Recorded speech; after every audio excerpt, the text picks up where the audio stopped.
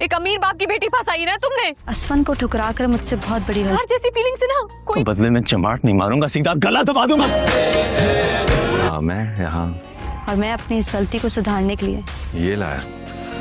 उसने मुझ पे हाथ उठाया। जब मैं उसके धोखा देने की अजियत सह गया हूँ तो उसे अपने सामने चलता आज के बाद कोई अगर लेना देना नहीं है आप लोगों का। तकलीफ भी बर्दाश्त कर लूंगा। तो पहले दिल तोड़ कर गई थी ना अगर मुझ पे हाथ उठाया देखो अपना पूरी तरह तैयार है। बजाय शर्मिंदा होने के ना टूटा दिल लेके तुम्हारे सामने खड़ी हूँ। तो उसे अपने सामने चलता फिरता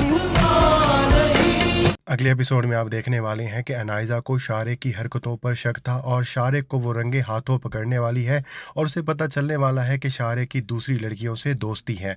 वो गुस्से में आके शारिक को थप्पड़ मारेगी और शारिक बजाय शर्मिंदा होने के अनाइजा को मारेगा, पीटेगा, उसे धमकियां देगा और अनाइजा शारिक के इस रवैये की वजह से जब घर छोड़कर जाने लगेगी तो अपनी माँ के कहने पर उसे बार बार मनाने की भी कोशिश करेगी, क्योंकि हो ना हो अनाइजा अभी भी सोने की चिड़िया ही है। लेकिन अनाइजा इन सब लोगों के ड्रामों में नहीं आएगी और यहाँ पर एक मिनट भी नहीं रुकेगी और अपनी माँ के पास आकर उसे सारी स्टोरी बता देगी। अपने तई वो शारिक की स्टोरी को ख़त्म कर चुकी है और वो चाहती है कि असफंद के साथ अब उसकी शादी हो जाए और मिरहा का रिश्ता टूट जाए। लेकिन शारिक उसकी जान नहीं छोड़ने वाला। शारिक उसे गुल की बात पर ब्लैकमेल करने वाला है, क्योंकि उसके पास रिकॉर्डिंग होगी जिसमें अनाइजा ने यह बात की होगी कि उसने गुल को धक्का दिया, जिसकी वजह से गुल की मौत वाकई हो गई। लेकिन फिलहाल अनाइजा अपनी माँ को जब सारी रुदात बयान करेगी तो उसे यही कहेगी कि असफंद और मिरहा से वो माफी मांगे। और चूंकि अब अनाइजा के पास रहने के लिए कोई घर भी नहीं होगा और उसे अशद ज़रूरत है कि वो इस घर में रहे और अपने बाप की जायदाद में जितना हो सकता है